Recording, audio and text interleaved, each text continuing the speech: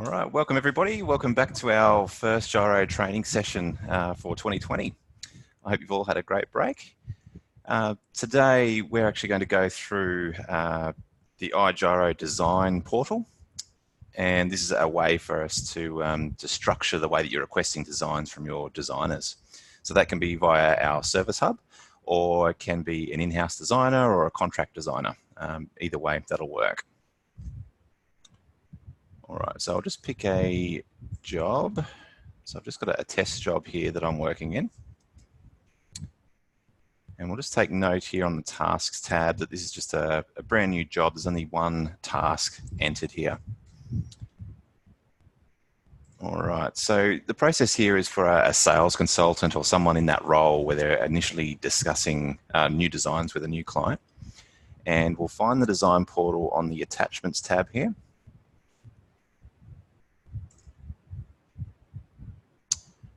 Okay, so on the attachments tab, we've got a design portal button. So we click on that one, we'll get this little window that pops up here.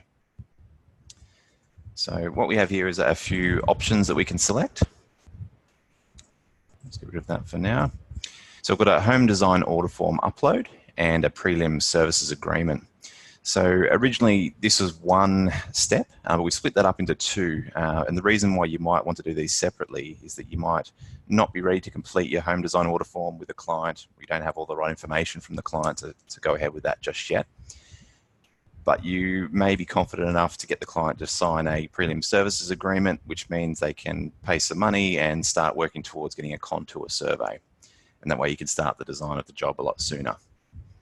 So if you do it this way, get the prelim service agreement signed as soon as you can and the contour survey organised. It means you've got a bit of time here to get your home design order form ready, and hopefully the contour survey has been returned by the time this order form is completed and given to the designer. All right, so to do that, we'll click on the prelim services agreement option here, and you'll see there's a couple of red exclamation marks letting you know there's some items that we need to complete here. So the first one here is the prelim services agreement, and it's asking you to drag and drop a file here, which is the agreement itself, or you can click on that to browse for the file. So I've just got a few files here for our demonstration purposes, and we've got our signed prelim agreement here. So just to recap on what that looks like, you might generate that from the Merge Documents menu, which we've gone through in previous videos. So you'll end up with a document that looks a little bit like this, signed at the bottom from the client. At the bottom, we've got a request for a contour. And there's also a section here. So when you're getting your contour survey completed, you need to indicate, especially if it's a large rural block, whereabouts on that block you might situate the house. So you can just do a hand-drawn sketch in here while you're filling this document out.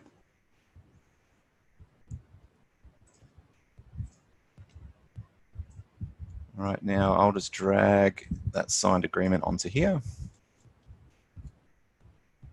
Okay, so it's uploaded the file for us and named it Prelim Services Agreement. And the next thing here is the PDF plan for that. So this could also be just a site plan, so you might hand sketch that. So I've got some files here.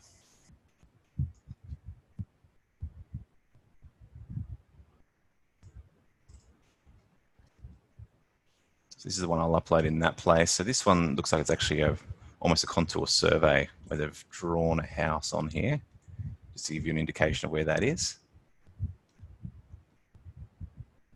So we'll just upload that file.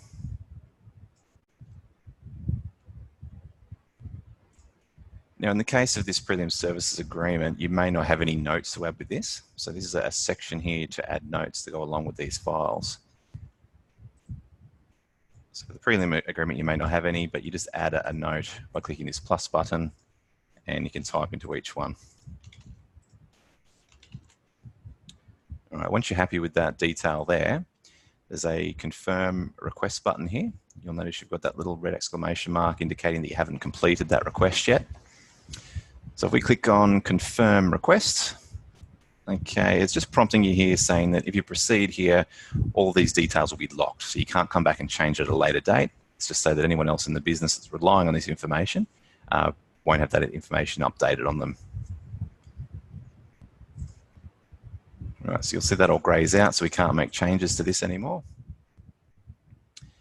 And I'll show you what that's done here. So we click OK. We come to the tasks. It's popped in this task here for us automatically with today's date on it. If we go into attachments, it's uploaded these two files here. So that was our signed prelim agreement, as well as that plan that we had indicating where on the site the home might be.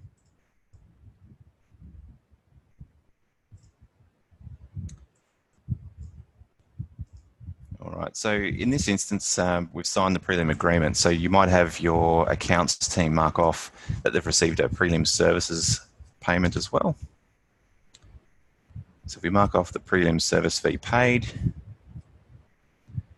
it automatically pops in these additional tasks. The one we're interested here for designers especially is this contour survey. So they can't really start designing unless they have that contour survey in place. So a few things might happen here. It might be an owner supplied survey, which you can just mark off and say it's already been completed, already received. Or we can actually wait, we'll fill out the forms to receive a contour survey and wait for that to arrive and mark it off. So this is generally your back office staff that would take care of this, whether it's your designers or an estimator or someone else in the business that takes care of ordering these surveys. So we've marked off here the request contour survey, or prelim service fee paid, request contour survey, and contour survey received.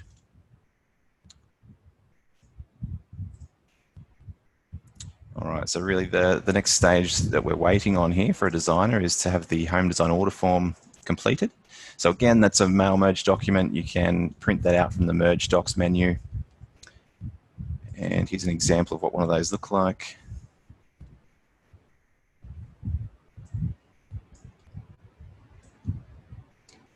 So it's got all the information in here that a designer needs to complete that first round design.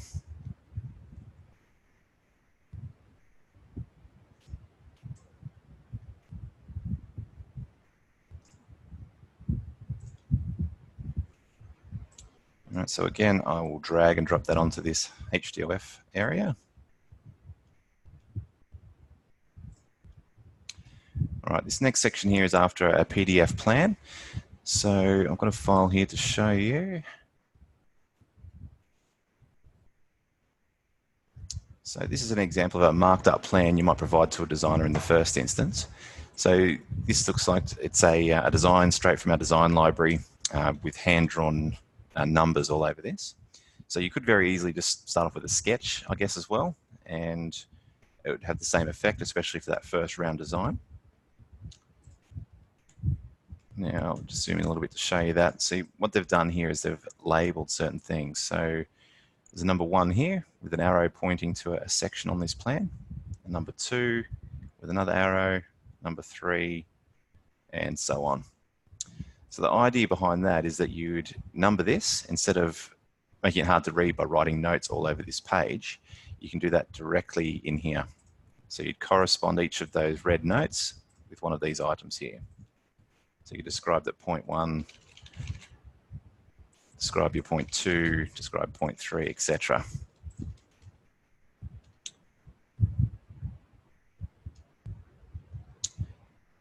Now, actually, while I'm here, I might just show you something. If you leave this PDF plan open and try and drag and drop a file in,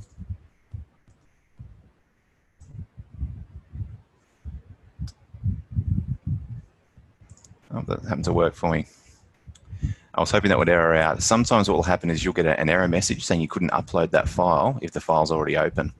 So if you do get a message saying that the file couldn't be uploaded, check to make sure you haven't got it open in your PDF viewer, for example. So if you do get that error, just close it down and then try and upload again. All right, so again, what we've done here, we've uploaded our HDOF order form and then a plan and made some corresponding notes. Again, we've got our confirm request here. So at that point, it's requesting that we move on from our HDOF order form. Again, you'll be prompted to say this screen will be locked. We've got some green ticks here.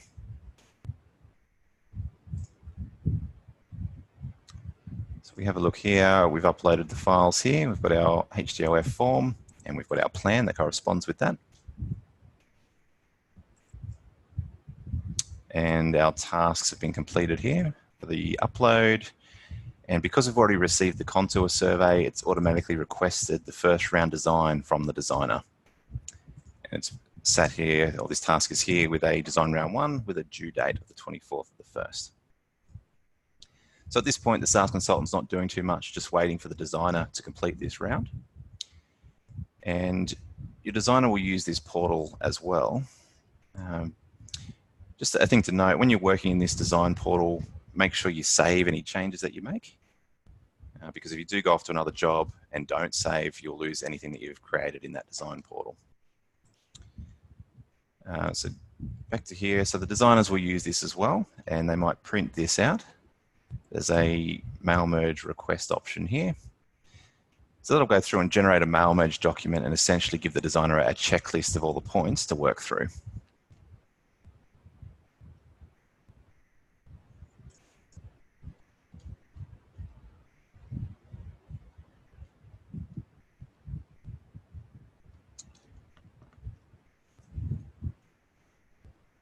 It'll just be a moment.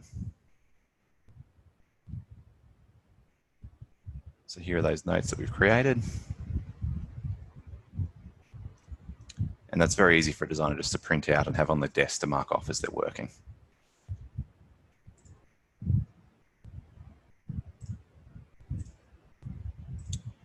All right, as a designer works through the rounds, they will mark off these tasks. So as you know, if we're waiting on if there's a due date here for the design round 1, the designer in your business or even a contractor could get a notification on their dashboard and an email message to let them know that this is waiting for their attention. They'll complete the design round and upload their design. When they do complete that, it's asking them for some details, which will catalogue this design as well. So they might enter that it's 4 bedrooms, 2 bathrooms, etc.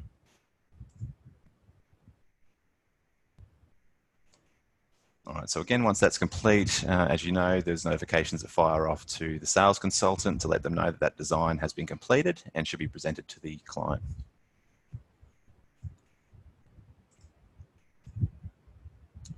So we go back to the design portal again. Now that the design has marked off that first round design, the sales consultant has a few more options here. So based on that first round design, you can either proceed to contract or request a second round design. So this will continue on. You can have up to 4 design requests. So you can go from first round, second round, third round, fourth round. So this is, I've pre-populated this with a few notes here. So if we have a look at this first round plan here, it's not the file I'm after.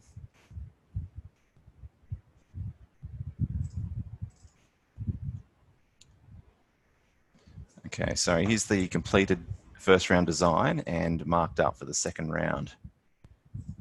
So you can see we've got a lot more points here, and each one of those will correspond to these numbers.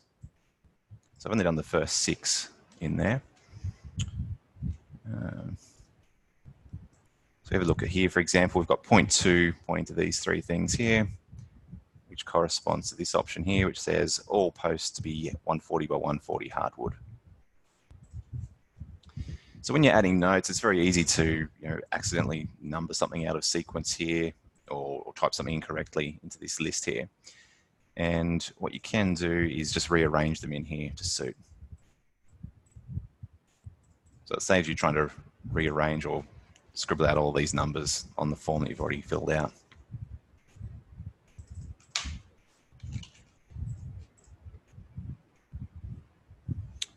All right, so we will want to upload that plan with the marked up changes. Actually, before I do, you'll notice there's this NA box here.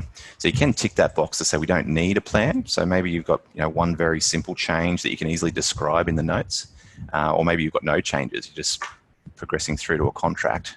You can tick that NA box and you don't need to upload the plan. Otherwise, you will require it, and we can drag one on. And we can confirm the request.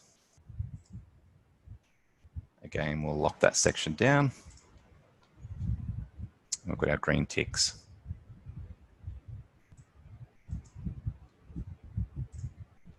So on our task, it's gone through and requested that second round design, and the designer will have on the dashboard that they need to complete that second round design now.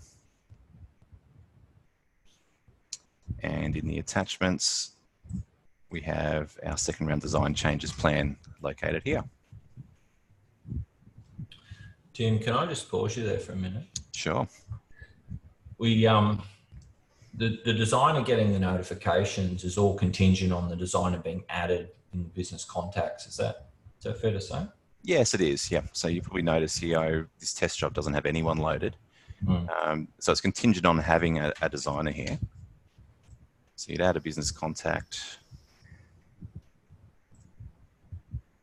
And that designer to use the features that we're demonstrating here would ideally have an iGyro login.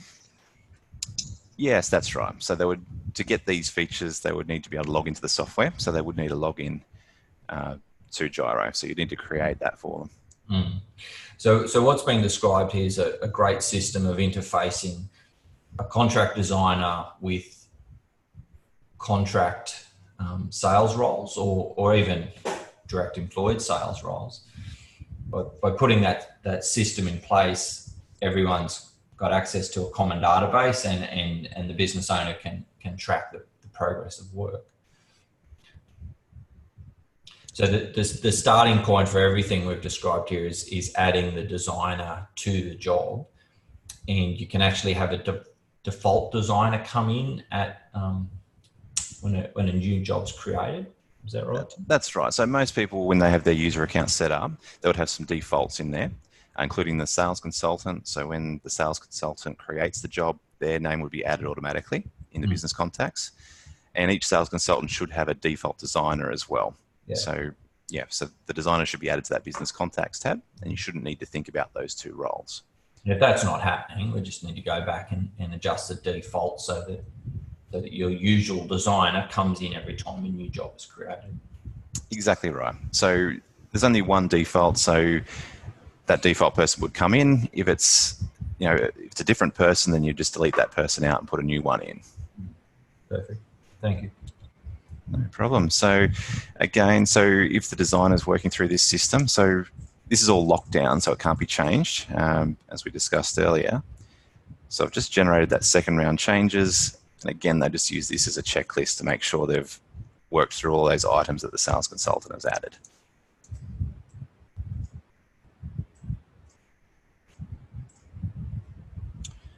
All right, at some point you'd be ready to proceed to a contract. So you might have got the second round design back and you're then ready to progress through to the contract.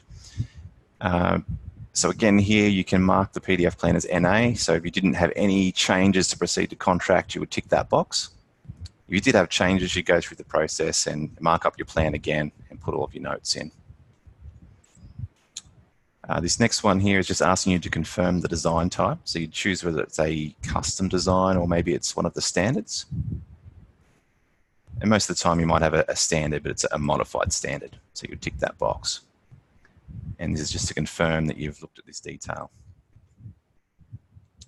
And the next one here, confirm contractual details. This is the name that your contract, your HIA contract, would be made out in. So you just make sure that the spelling and everything is correct in there. You've got all the parties that need to be there. So you can make adjustments to that as needed.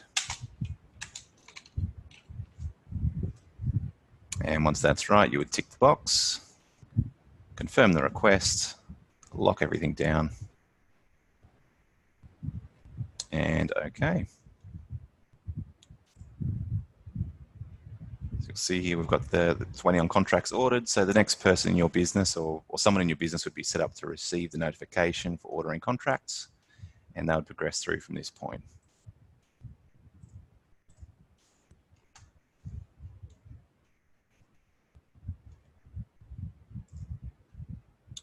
All right, Right, so this design portal is accessible to everyone's got access to this job, so they can click that design portal button and they can look back through all the details. So very good of you just trying to look back and find out, why a particular design had changed or what had changed on a design. You can easily look back through this list here. All right, I haven't seen any questions come through yet, but if you do have, you've got a moment just to write a quick message and I'll see if I can answer those.